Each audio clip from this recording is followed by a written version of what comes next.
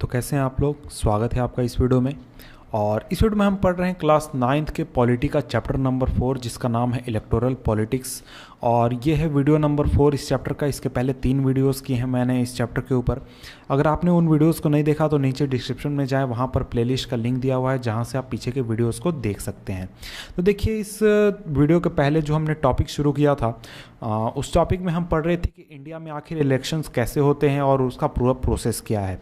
तो उसी में हमने पिछले वीडियो में पढ़ा था कि रिजर्व कंस्टिट्यूएंसीज क्या होती हैं, ये कैसे काम करती है। और इसी का हिस्सा है आगे हमारा वोटर लिस्ट। ये इस टॉपिक में हम पढ़ने वाले हैं कि जो वोटर लिस्ट है यानी जो वोटर्स हैं उनकी गिनती कैसे होती है और कौन सा व्यक्ति वोट देगा, कौन सा व्यक्ति वोट नहीं देगा, ये कैसे डिसाइड होता है।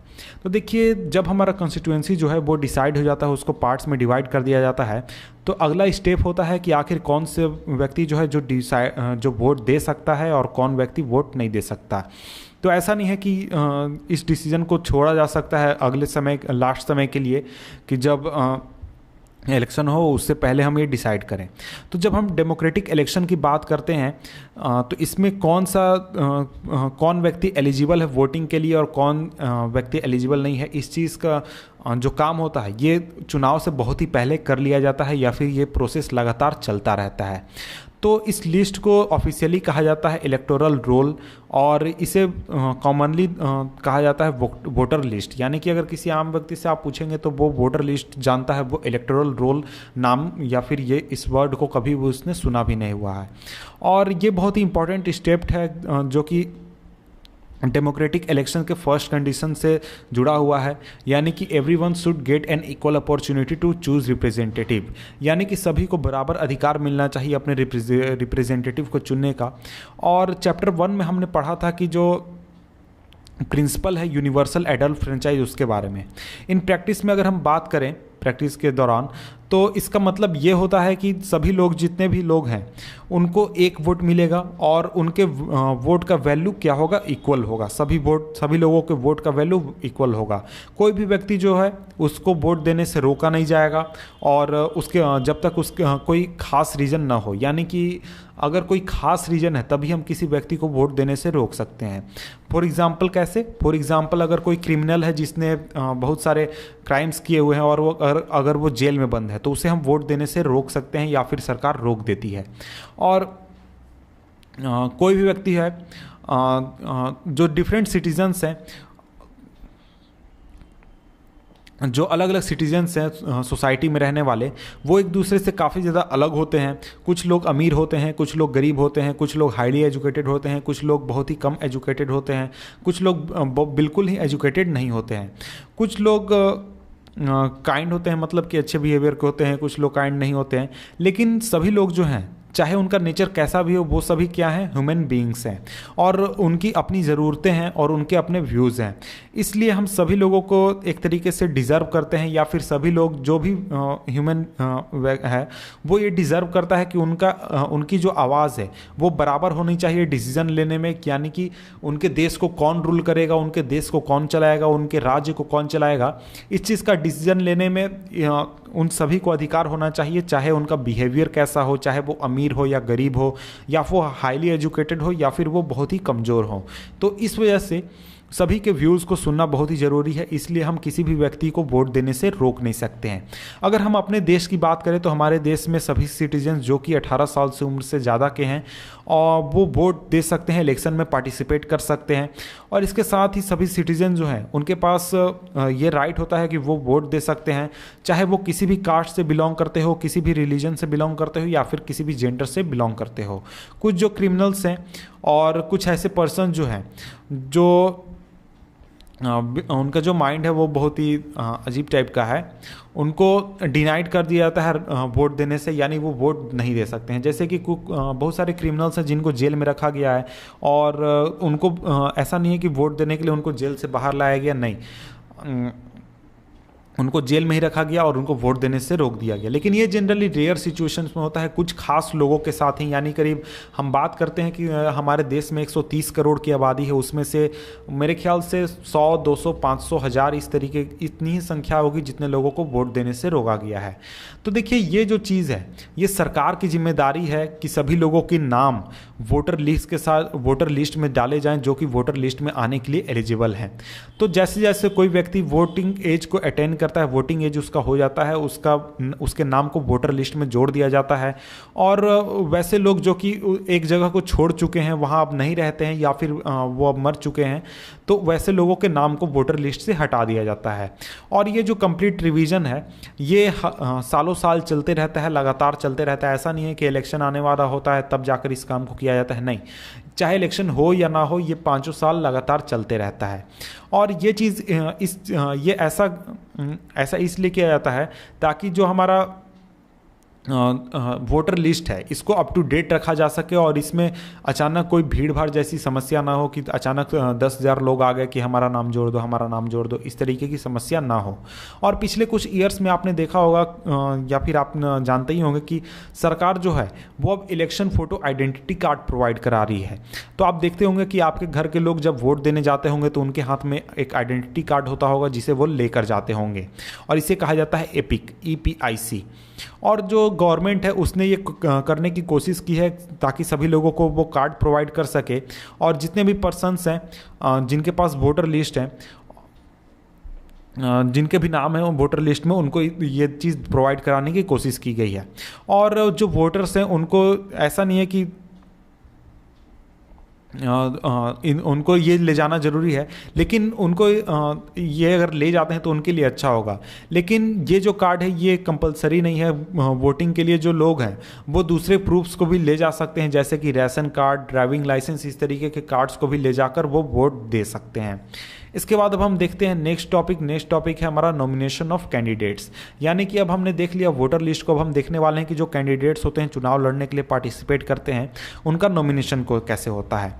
तो हमने ऊपर देखा कि डेमोक्रेटिक इलेक्शन में सभी लोगों के पास एक रियल चॉइस होता है, और ऐसा तभी हो सकता है जब हमारे पास हमारे बीच में कभी किसी भी तरीके का रेस्ट्रिक्शन ना हो कि आखिर चुनाव में कौन लड़ेगा।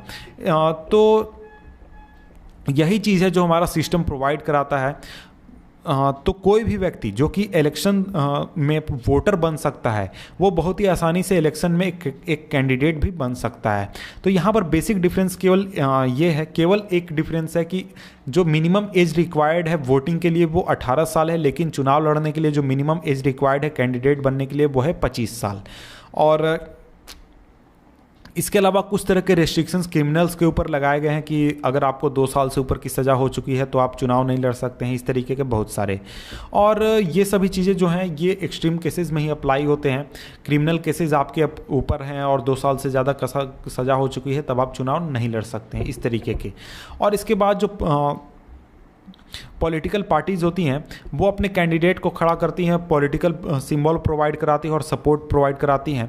और पॉलिटिकल नॉमिनेशन को जो यानी कि अगर कोई कैंडिडेट पॉलिटिकल पार्टी से चुनाव लड़ रहा है तो उसे हम जनरली कहते हैं कि वो पार्टी के टिकट पर चुनाव लड़ रहा है। तो इस तरीके के वर्ड्स का हम यूज़ करते हैं। तो हर एक पर्सन जो इलेक्शन को कंटेस्ट करना चाहता है उसे एक नॉमिनेशन फॉर्म फिलअप करना होता है और कुछ पैसे देने होते हैं सिक्योरिटी डिपॉजिट के रूप में जो हमारा इलेक्शन कमीशन है उसके पास। तो पिछले कुछ सालों में एक नया सिस्टम इंट्रोड्यूस किया गया है जो कि एक तरीके से सुप्रीम कोर्ट के डायरेक्शन पर किया गया है, जिसमें जितने भी कैंडिडेट्स होंगे जो कि चुनाव लड़ेंगे उनको लीगल डिक्लेरेशन देना होगा, जिसमें वो सभी डिटेल्स प्रोवाइड कराएंगे क्रिमिनल केसेस से रिलेटेड। अगर उनके खिलाफ कोई क्रिमिनल केसेस हैं उसके बारे में, उनकी संपत्ति कितनी है और लाइबिलिटीज़ उनकी कितनी है, और उनके परिवार के बारे में सभी लोगों के। और इसके बाद एजुकेशनल क्वालिफिकेशंस कैंडिडेट के कितने हैं, इन सभी चीज़ों को प्रोवाइड कराना कैंडिडेट्स के लिए अब मस्ट है। और इसके बाद इंफॉर्मेशन जो है इस इंफॉर्मेशन को पब्लिकली अवेलेबल कराया जाता है। तो ये एक तरीके का अपॉर्चुनिटी प्रोवाइड कराता है वोटर्स के लिए कि वो डिसीजन ले सकें इस इंफॉर्मेशन के आधार पर कि कैंडिडेट कैसा है। तो देखिए यहाँ पर एक छोटा सा चीज़ है कि एजुकेशनल क्वालिफिकेशन फॉर कैंडिडेट्स। तो यहाँ पर एक बात आप ध्यान से दे सकते हैं कि इंडिया में चुनाव लड़ने के लिए किसी भी तरीके का एजुकेशनल क्वालिफिकेशन सेटअप नहीं किया गया है। तो जैसे कि आप क्रिकेट में देखते हैं कि क्रिकेट खेलने के लिए आपको किसी भी तरीके का एजुकेशनल क्वालिफिकेशन की ज़रूरत नहीं है, वहाँ पर सिर्फ आपको क्रिकेट खेलना आना चाहिए। उसी तरीके से जब आप बात करते हैं इलेक्शन के लिए, इलेक्शन लड़ने के लिए, चुनाव लड़ने के लिए, नेता बनने के लिए या फिर एमएलए एमपी बनने के लिए, तो वहाँ पर ऐसा नहीं है कि आपको कोई जाकर वहाँ पर कुछ काम करना है। वहाँ पर आपको सिर्फ एक काम करना है कि जनता की जो परेशानियाँ हैं उसको सुनना है और उसे देश की जो पार्लियामेंट है उसके सामने रखना है, ताकि आपके इलाके के लोगों का भला हो सके। और इस काम को करने के लिए ऐसा नहीं है कि किसी भी तरीके के एजुकेशन की ज़रूरत है, और इस वजह से हमारे देश में किसी भी तरीके का रेस्ट्रिक्शन नहीं है कि आखिर कौन चुनाव लड़ सकता है और कौन चुनाव नहीं लड़ सकता है एजुकेशन के हिसाब से। तो अब हम पढ़ते हैं, अब नेक्स्ट टॉपिक पढ़ते हैं। नेक्स्ट टॉपिक है हमारा इलेक्शन कैंपेन। आखिर जो इलेक्शन प्रचार होता है उसके बारे में हम पढ़ते हैं। तो देखिए मेन पर्पस जो है इलेक्शन का वो है कि लोगों के पास एक चांस हो कि वो अपने रिप्रेजेंटेटिव को चुन सकें, अपने गवर्नमेंट को चुन सके और कैसे पॉलिसीज़ वो चाहते हैं इसको वो चुन सकें। तो इसलिए ये बहुत ही नेसेसरी है, ये बहुत ही ज़रूरी है कि हम एक बहुत ही फ्री और ओपन डिस्कशन प्रोवाइड कराएं जो जितने भी रिप्रेजेंटेटिव है उनके पास, कौन सी पार्टी है बेहतर गवर्नमेंट बनाएगी और क्या गुड पॉलिसी होगी, ये हम एक तरीके से पार्टीज़ के ऊपर छोड़ सकते हैं। पार्टीज़ आपस में डिबेट कर सकती हैं, बातचीत कर सकती हैं, डिस्कशन कर सकती हैं, लोगों को समझा सकती हैं, और ये सभी चीज़ें वो करती हैं इलेक्शन कैंपेन के दौरान। इलेक्शन कैंपेन यानी कि जो चुनाव प्रचार करती हैं इलेक्शन से पहले वो समय। हमारे कंट्री में इस तरीके के इलेक्शन इस तरीके जो कैंपेन्स होते हैं ये इलेक्शन से 2 से 3 वीक्स पहले एक तरीके से होते हैं। और जब जो कैंडिडेट्स होते हैं वो अपने फॉर्म्स को फिलअप कर देते हैं, और जो चुनाव का दिन होता है उसके पहले इस बीच के दौरान इस तरीके के कैंपेन्स होते हैं। इस पीरियड के दौरान जितने भी कैंडिडेट्स होते हैं वो अपने वोटर्स को कांटेक्ट करते हैं, पॉलिटिकल लीडर्स को कांटेक्ट करते हैं और इलेक्शन मीटिंग्स को एड्रेस करते हैं। पॉलिटिकल पार्टीज़ अपने सपोर्टर्स को वहाँ भेजते हैं कि उनको सपोर्ट करो, इस तरीके की चीज़ें होती हैं। और यही वो समय होता है जिस समय जो न्यूज़पेपर और जो टेलीविज़न न्यूज़ होता है वो इलेक्शन रिलेटेड स्टोरीज से भरे पड़े होते हैं, डिबेट से भरे पड़े होते हैं। और ये जो मीडिया होता है ये जनरली जनता को ये बताने का काम करता है कि कौन सा व्यक्ति क्या कह रहा है, कौन सी पॉलिटिकल पार्टी क्या बात सामने रख रही है। तब जाकर एक तरीके से जनता ये सोच पाती है कि आखिर हमें किस पार्टी को वोट देना है और किस पार्टी को वोट नहीं देना है। लेकिन बात यह है कि इलेक्शन कैंपेन जो है वो इन 2 वीक्स में ही एक तरीके से सीमित नहीं है। पॉलिटिकल पार्टीज जो है वो काफ़ी पहले से काम करना शुरू कर देती हैं, महीनों पहले से काम करना शुरू कर देती हैं जब इलेक्शंस होते हैं। तो इस तरीके से इलेक्शन कैंपेन्स जो होते हैं वो एक बहुत ही लंबा प्रोसेस होता है, बहुत ही बड़ा प्रोसेस होता है। इलेक्शन कैंपेन्स में पॉलिटिकल पार्टीज जो होती हैं वो फोकस करती हैं कि पब्लिक का अटेंशन उनकी तरफ हो और कुछ ऐसे बिग इशूज़ पर हों जिनसे उनको ज़्यादा सपोर्ट मिल सके, और वो ज़्यादा से ज़्यादा पब्लिक को अपनी तरफ अट्रैक्ट करना चाहती हैं और इन इशूज़ के ऐसे इशूज़ की तरफ अट्रैक्ट करना चाहती हैं जिनसे उनका एक तरीके से बेस मजबूत हो सके और उनको लोग वोट देना पसंद करें। तो अब हम देखते हैं कुछ ऐसे सक्सेसफुल स्लोगन्स जो कि डिफरेंट पॉलिटिकल पार्टीज़ द्वारा यूज़ किए गए हैं अलग अलग इलेक्शंस में और जो कि एक तरीके से सक्सेसफुल रहे हैं। तो देखिए जो कांग्रेस पार्टी थी जब इंदिरा गांधी के लीडरशिप में उसने चुनाव लड़ा था 1971 में, तब उसने स्लोगन दिया था गरीबी हटाओ, रिमूव पॉवर्टी। तो ये जो स्लोगन था ये काफ़ी सक्सेसफुल रहा था और उसमें ये जो पॉलिटिकल पार्टी थी कांग्रेस ये जीत गई थी। इसके बाद 1977 में जब इलेक्शन हुए तो उस समय जो जनता पार्टी थी उसने स्लोगन दिया था सेव डेमोक्रेसी, यानी जो जनतंत्र है, हमारा प्रजातंत्र है, इसको बचाओ। वो क्यों दिया गया था, उसका रीज़न ये था कि उसके पहले इमरजेंसी लागू की गई थी जनता के ऊपर, इस वजह से। इसके बाद लैंड टू द टीलर ये स्लोगन दिया गया था लेफ्ट फ्रंट की तरफ से जब बंगाल इलेक्शन में उसने फाइट किया था 1977 में। इसके बाद स्लोगन दिया गया था protect the self respect of the Telugus. ये दिया गया था एनटी रामाराव द्वारा जो कि तेलुगु देशम पार्टी के लीडर थे और इन्होंने ये स्लोगन दिया था 1983 में जब ये असेंबली इलेक्शन में पार्टिसिपेट कर रहे थे। तो तो देखिए डेमोक्रेसी में ये सबसे अच्छा होता है कि आप पॉलिटिकल पार्टीज़ को, कैंडिडेट्स को फ्री छोड़ दें कि वो अपने इलेक्शन कैंपेन को किस तरीके से करना चाहते हैं, किस तरीके से करना चाहते हैं। लेकिन कभी कभार ये ज़रूरी हो जाता है कि इलेक्शन कैंपेन को रेगुलेट किया जाए, उसको कंट्रोल किया जाए कि आखिर जो पॉलिटिकल पार्टी है और जो कैंडिडेट है वो किस तरीके से बातचीत कर रहे हैं, क्या लोगों के सामने रख रहे हैं, ताकि जो इलेक्शन है वो एक तरीके से फ्री और फेयर हो सके और किसी भी तरीके का प्रॉब्लम उसमें ना हो। हमारे कानून के अनुसार कोई भी पॉलिटिकल पार्टी जो है वो एक तरीके से वोटर्स को ड्राइव नहीं कर सकती है या फिर डरा धमका नहीं सकती, यानी कि पैसे नहीं दे सकती है या फिर डरा धमका नहीं सकती है। उनको रिलीजन या फिर कास्ट के नाम पर अपील नहीं कर सकती है। अगर ऐसा करने की कोशिश कोई करता है, कोई पॉलिटिकल पार्टी या फिर कोई कैंडिडेट, तो उसके खिलाफ केस हो जाता है। और इसके अलावा कोई पॉलिटिकल पार्टी अगर वो गवर्नमेंट में है तो वो गवर्नमेंट रिसोर्सेज का यूज़ नहीं करेगी इलेक्शन कैंपेन के लिए, और वो 25 लाख रुपए से ज़्यादा लोकसभा के लिए खर्च नहीं करेगी और 10 लाख रुपए से ज़्यादा असेंबली इलेक्शंस के लिए खर्च नहीं करेगी। मेरे ख्याल से ये जो रुपया की संख्या यानी 25 लाख और 10 लाख, इसको बढ़ा दिया गया है अभी शायद 40 लाख रुपए लिमिट कर दिए गए हैं। इसके बाद अगर ऐसा वो करते हैं तो उनका जो इलेक्शन है उनको रिजेक्ट किया जा सकता है कोर्ट के द्वारा, और उनको रिजेक्ट किया जा सकता है अगर वो जीत चुके हैं चुनाव तब भी। और इसके बाद इसके अलावा से जो जितने भी पॉलिटिकल पार्टीज़ हमारे देश में हैं उन्होंने एक मॉडल कोड ऑफ कंडक्ट के ऊपर एग्री की है कि हाँ, हम इन सेट ऑफ रूल्स को फॉलो करेंगे। इसके अनुसार कोई भी पार्टी या फिर कोई भी जो कैंडिडेट है वो एक तरीके से प्लेस ऑफ वर्शिप उसको इलेक्शन प्रोपेगेंडा के रूप में यूज़ नहीं करेगा। प्लेस ऑफ वर्शिप यानी कि मंदिर, मस्जिद, इस तरीके की जगहों को इलेक्शन प्रोपेगेंडा के रूप में यूज़ नहीं करेगा। गवर्नमेंट व्हीकल्स का वो यूज़ नहीं करेंगे, एयरक्राफ्ट या फिर ऑफिशियल्स का यूज़ नहीं करेंगे इलेक्शंस के लिए। और जब इलेक्शंस अनाउंस हो जाएंगे तो जो मिनिस्टर्स हैं वो किसी भी तरीके के प्रोजेक्ट्स का शिलान्यास या फिर उद्घाटन नहीं करेंगे, और किसी भी तरीके के जो बड़े पॉलिसी डिसीजंस हैं उनमें वो पार्टिसिपेट नहीं करेंगे या फिर डिसीजन बड़े नहीं लेंगे, जो कि एक तरीके से पब्लिक फैसिलिटीज़ प्रोवाइड करती हों। यानी कि सरकार के जो तंत्र है उसको आप यूज़ करके इलेक्शन में पार्टिसिपेट नहीं कर सकते हो, इलेक्शन में आप अपने जनाधार को नहीं बढ़ा सकते हैं। इसके बाद नेक्स्ट टॉपिक है polling and counting of votes. तो देखिए ये एक बहुत ही इंपॉर्टेंट पार्ट है, ये एक तरीके से फाइनल स्टेज है पूरे इलेक्शन प्रोसेस का। जब इलेक्शन कंप्लीट हो जाता है तो इलेक्शन के दौरान जब वोटर्स वोट दे देते हैं और एक तरीके से वो पोल कर देते हैं अपने वोट को, और वो दिन होता है इलेक्शन डे। उसके बाद जहाँ पर सभी जितने पर्सन होते हैं जिनका नाम वोटर लिस्ट में होता है वो अपने पोलिंग बूथ के पर जाकर वोट देते हैं, और ये जगह जनरली लोकल स्कूल होता है या फिर गवर्नमेंट ऑफिस होता है।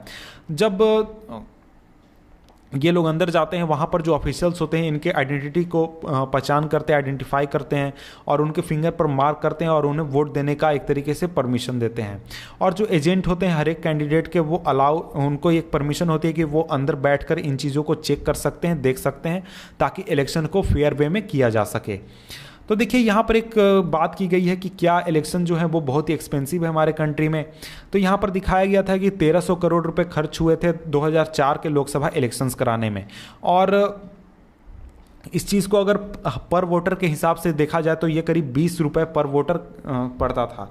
और मेरे ख्याल से ये उतना खर्चीला नहीं है इलेक्शन, क्योंकि जो चीज़ें होती हैं जो हमें फ़ायदा मिलता है इलेक्शन हो जाने की वजह से वो बहुत ही ज़्यादा है, करीब 1300 करोड़ के मुकाबले। क्योंकि अगर हम देखें तो सरकार इससे बहुत ही ज़्यादा पैसे कमाती है, बहुत ही ज़्यादा उसके पास पैसे होते हैं, तो इतने पैसे इलेक्शन के ऊपर खर्च भी हो जाए तो उतना ज़्यादा कोई फ़र्क नहीं पड़ता है। तो इसके बाद अब हम आगे बढ़ते हैं। तो पहले जो वोटर्स होते थे आज के कुछ सालों पहले, वो वोट देते थे बैलेट पेपर के ऊपर, बैलेट पेपर के ऊपर स्टाम्प करके वो वोट दिया करते थे। तो देखिए बैलेट पेपर जो होता था वो पेपर का शीट होता था जिसमें कि जितने भी कैंडिडेट्स होते थे उनके नाम लिखे हुए होते थे, उनके पार्टी नेम के साथ और सिंबल्स के साथ। लेकिन अब जो है आज के ज़माने में ईवीएम का यूज़ किया जा रहा है, इलेक्ट्रॉनिक वोटिंग मशीन्स का यूज़ किया जा रहा है ताकि वोट्स को रिकॉर्ड किया जा सके। तो ये जो मशीन्स होते हैं ये सभी कैंडिडेट्स के नाम को शो करते हैं, पार्टी सिंबल्स को शो करते हैं, और जो इंडिपेंडेंट कैंडिडेट्स होते हैं उनके पास अपना सिंबल्स होते हैं जो कि इलेक्शन ऑफिशियल्स द्वारा उन्हें अलॉट किए जाते हैं। और जितने भी वोटर्स होते हैं उन्हें सिर्फ इतना करना होता है कि वो जाकर इस मशीन ईवीएम में से आप जिस कैंडिडेट को वोट देना चाहते हैं उसके सामने के बटन को प्रेस कर दें और इस तरीके से सिंपली वोट वो दे सकते हैं। तो जैसे ही जो पोलिंग है वो ख़त्म हो जाता है, सारे ईवीएम्स को सील कर दिया जाता है और उनको ले जाया जाता है एक सिक्योर प्लेस पर, यानी एक सुरक्षित जगह पर, जहाँ पर कुछ दिनों के बाद जो फिक्स डेट पर जितने भी ईवीएम्स हैं उनको कंस्टिट्यूएंसी के हिसाब से खोला जाता है और उनके जितने भी वोट्स हैं उनको गिना जाता है, काउंट किया जाता है और सभी कैंडिडेट्स के एजेंट्स वहाँ पर प्रेजेंट होते हैं ताकि जो काउंटिंग है उसको प्रॉपरली किया गया है या नहीं इस चीज़ को वो चेक कर सकें। तो जो कैंडिडेट जिस कैंडिडेट को सबसे ज़्यादा वोट्स मिलते हैं, सबसे ज़्यादा वोट्स मिलते हैं, वो एक तरीके से उसे इलेक्टेड डिक्लेयर किया जाता है। और अगर हम जनरल इलेक्शन की बात करें तो यूजुअली काउंटिंग ऑफ वोट जो है सभी कंस्टिट्यूएंसीज़ में होता है एक ही समय पर एक ही साथ, और इसके साथ ही जो टेलीविज़न चैनल्स होते हैं, रेडियो होते हैं, न्यूज़पेपर्स होते हैं, इस इवेंट को पूरी तरह से रिपोर्ट करते हैं और अगले ही कुछ घंटों में काउंटिंग एक तरीके से ख़त्म हो जाती है और रिजल्ट को डिक्लेयर कर दिया जाता है और ये बहुत ही क्लियर हो जाता है कि आखिर अगला सरकार कौन बनाने वाला है। तो देखिए यहाँ पर शायद ये टॉपिक ख़त्म हो चुका है और नेक्स्ट टॉपिक है 4.3 what makes elections in India democratic. तो देखिए इस चीज़ को हम पढ़ने वाले हैं नेक्स्ट वीडियो में, जिसका लिंक मैं नीचे डिस्क्रिप्शन में दे दूंगा। तो मिलते हैं आपसे हम नेक्स्ट वीडियो में, तब तक के लिए गुड बाय।